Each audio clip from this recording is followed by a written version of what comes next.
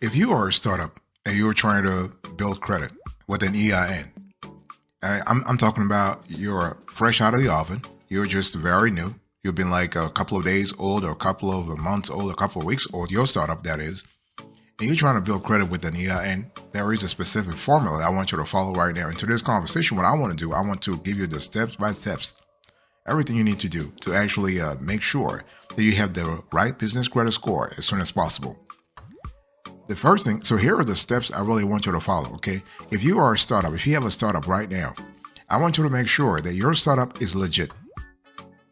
I'm not talking about, I have a startup and I ask you, do you have an S corporation, a C corporation, and you start asking me, what does that mean? Okay? You got to be clear about your legal structure. You got to be clear about the fact that you actually have corresponded with the state authorities, that you have reached out to the state, to the Department of State in your state, that they have actually gotten back to you. They have told you, hey, listen, everything is clear. Your LLC, your paperwork, everything is clear. Here is your LLC number. I'm talking about you making sure that you have everything from your business address to your business licenses and permits. Those are really important elements. And when we talk about business licenses and permits, I want you to really understand that you can have a state layer and a federal layer. For example, if you are in a heavily regulated industry, healthcare, for instance, or anything about ATF, anything about tobacco, alcohol, and firearms, if your LLC, your S corporation, your C corporation, if your startup in general happens to be in those quote-unquote sensitive industries, you are regulated at the federal level, but also at the state level. So this duality, you got to take care of those two levels here. Okay. So when I'm talking about you formalizing your business structure, make sure that you have everything legit. By the way, welcome back to the show. It's really a pleasure to have you here. We'll love to have these conversations every now and then.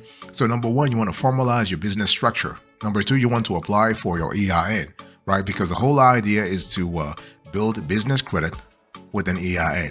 So you need to have your number. You need to have your employer identification number from the IRS. Doesn't take too long. Takes maximum 10 minutes. Go online and apply for your EIN.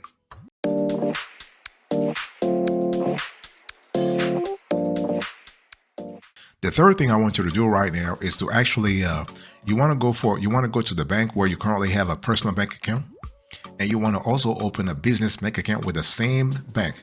Don't you try to reinvent the wheel. Don't you try to really if your ass is with Chase, don't try to go with Citi or Bank of America and try to open another account there. If that's what you want, that's fine, yeah.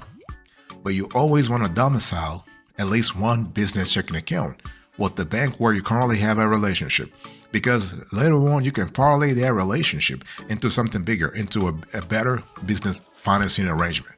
Okay, so that's something you need to think about. Open a business bank account and hopefully make sure that you go with the bank. So what you want to do is you want to always have three types of business bank accounts. You want to have an account with the national player, like with the national behemoth. We're talking about the Chase of the world, the Bank of America of the world. We're speaking about the Citi of the world, the Wells Fargo of the world. So that's tier one. Then you have tier two. That's what we call the middle player, the regional players. So you have your Truist, you have your PNC, you have your US Bank, you have your Fifth Third, you have your BMO. All right. So those are the regional players, and then you have the state players, the state banks. So depending on your state, so you want to have an account at each of those three players. This is what we call the banking trifecta. If you are a startup, you really want to have that. Okay. And so, by the way, I want to quickly remind you of today's topic. I'm having a conversation with you about how to build credit with an EIN as a startup. You're like fresh out of the oven. You're really new, okay? And the next thing I want you to do here is to actually identify in your sector, identify in your industry, a couple of vendors, not too many. Here is not about quantity really, it's about quality. If you have 2 or 3 vendors, net 30 vendors, go ahead. I mean, you have the Grangers of the world, you have the Uline, you have the Quill, and then you have smaller players also that make it a lot easier to actually approve you for a net 30 account. So you want to have that. and establish credit with those entities, and make sure that whatever transaction you have with them, they will report your data to the business credit bureaus.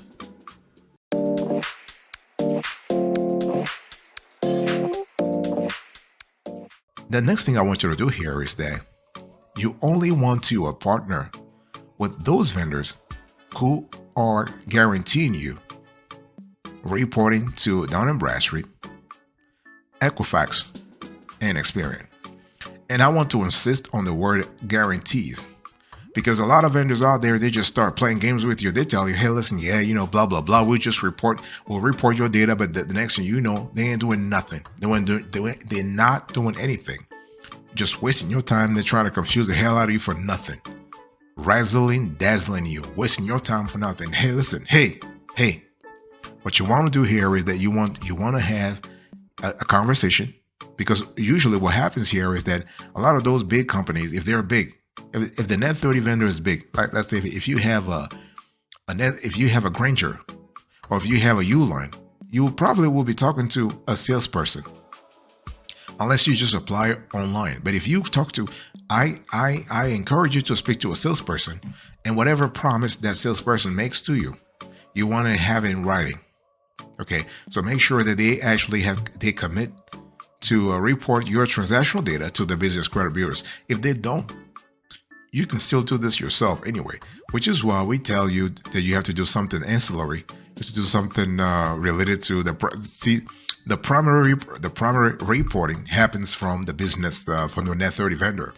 If that doesn't happen, then you as the counterparty in that transaction, you can report your data based on the bills and invoices and bills of lading and whatever you have from that transaction. That's why you got to keep your business paperwork really, really close to you. Okay. And during all this time, what I want you to do here is to maintain a certain level of financial discipline, a certain level of economic discipline, economic stability, economic vision, whereby you know you are living within your means, boss. So when we talk about ensuring your payments are made on time, we're speaking about not only your CUR, your credit utilization ratio, we're speaking about your DTI, your debt to income ratio for your business, but also for your own personal life. You know why? Because you are a startup, boss. You are a startup. So when you're a startup, you haven't proven yourself already. Nobody knows how you play the game. You are a new kid on the block. If you are a new kid on the block, then the only evidence that then all the players, all the lenders, all the business line of credit providers, everybody has on you is your personal life, financially speaking. Which is why you want to make sure that all payments are made on time, so that you can maintain a proper credit story at the personal level and also at the business level.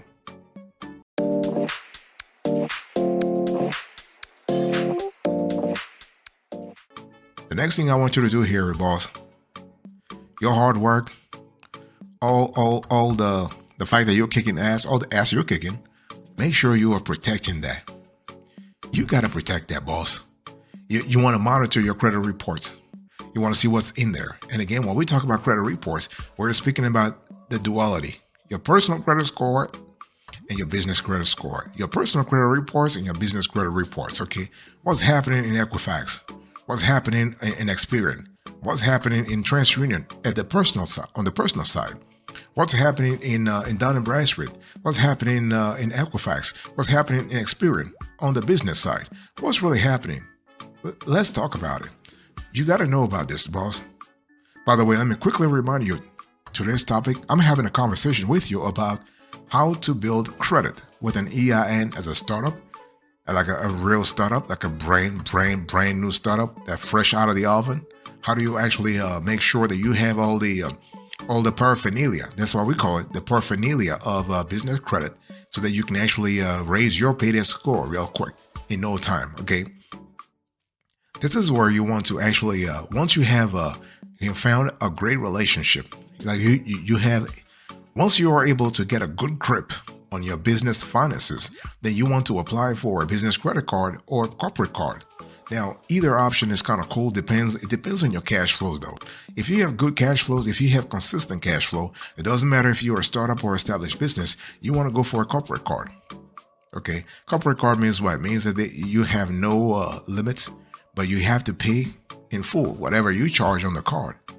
This is why I was just telling you, you have consistent revenue, you have consistent cash flow.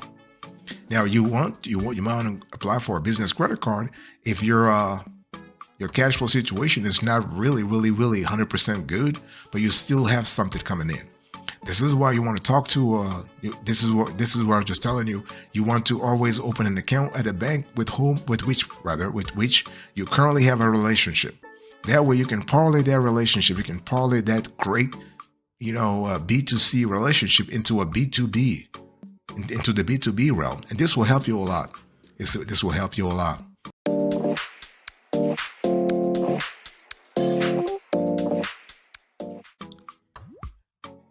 The next thing I want you to do here is, boss, I really want you to build a relationship with the lenders.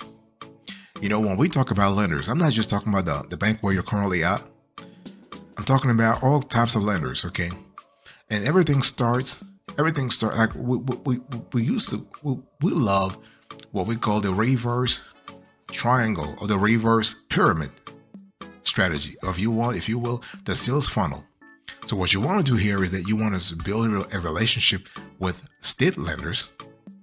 First of all, you want to build a relationship with city lenders, state lenders, and federal lenders. So the banks that are present in your city or your neighborhood or your county, you want to actually have a relationship with one. Then you want to have a relationship with the big national bank and also with the big state bank. Or the trifecta can be different too. In other words, you just do a state bank, a regional bank, and a national bank. Okay. Either way, if you have a trifecta, if you are able to actually to master this trifecta, you are really good to go. Okay. So you got to build a relationship with the lenders, and the whole thing here is that when we talk about lenders, we're speaking not just about banking lenders.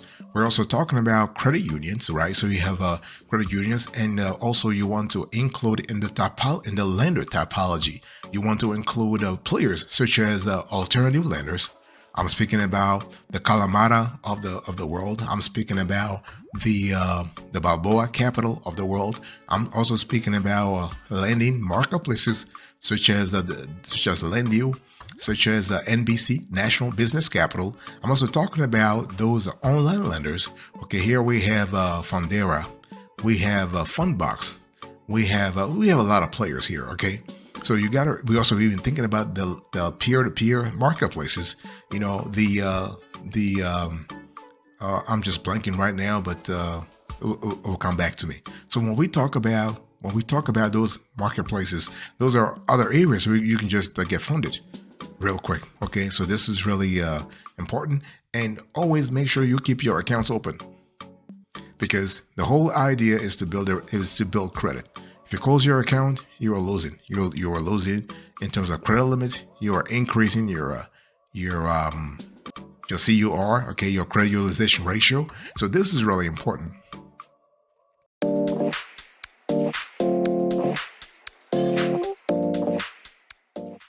Let me give you a few pro tips, boss. I want to give you a few pro tips. One thing that's very important here is that if you are a startup and you want to build credit with an EIN, it's important in everything you do to always put your EIN forward. Always. When you partner with vendors who report to major credit bureaus, put your EIN. You want to put your EIN on all contracts. On your business bank account, you need your EIN anyway. You want to monitor your business credit scores periodically. Okay, you want to, when you apply for a business credit card or corporate charge card, you want to use your EIN. So the whole thing here is that you want to increase the prominence. You want to elevate the prominence of your EIN.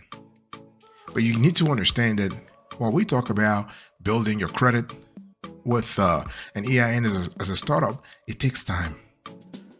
Okay, it takes time, and you got to give the lender the opportunity to trust your business. Because see, when we talk about EIN, the lender is not trusting your EIN. Who cares about your EIN? EIN is just a number, just a series of 9 numbers. That's all, 9 digits. This is not what the lender cares about. The lender cares about the operation behind the EIN. The lender cares about the management behind the EIN. The lender cares about the procedural processes that are behind the EIN. How is the company run? What is the credit worthiness at the personal level, the business level? Those are things the lender cares about a lot. So be sure that you understand that it takes some time to build business credit. If you want to get a good credit score, and a good credit score is what, boss? A good credit score is anything above 80. When we talk about the PATRIKIOS score or the Untitled score, which goes from 0 to 100, anything above 80 is kind of cool. So it takes about 6 months to 9 months to build a good credit score and maintain it. Once you have that score, you got to maintain it.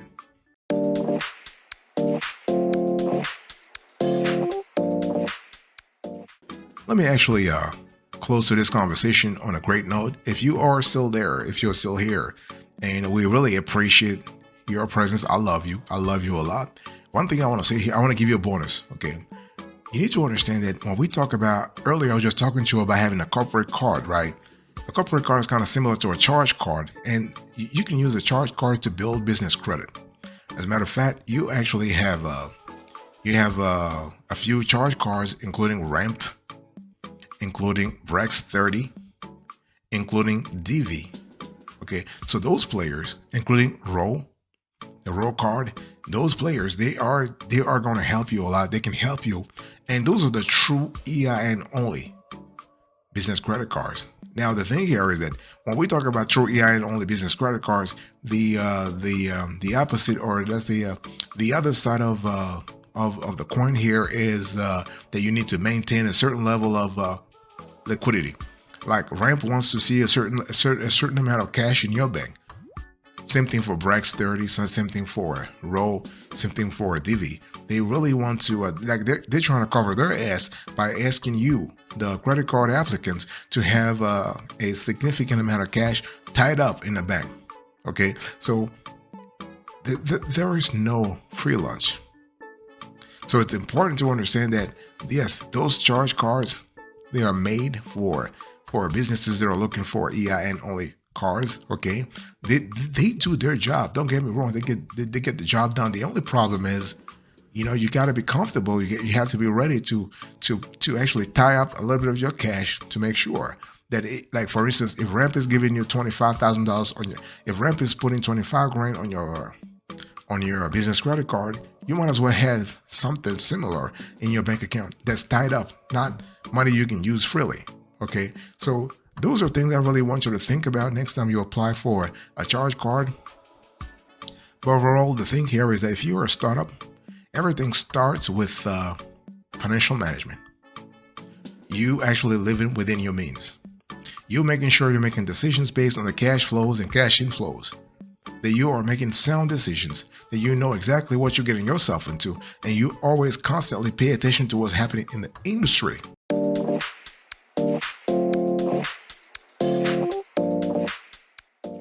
Thank you so much for your attention. I really appreciate it. In today's conversation, I was just talking to you about how to build credit with an EIN as a startup. And we spoke about business formality, getting the EIN itself, having business bank account, having credit with, establishing credit with the vendors and suppliers. Okay, you want to actually talk with the vendors who report your data to major credit bureaus. Payments are made on time.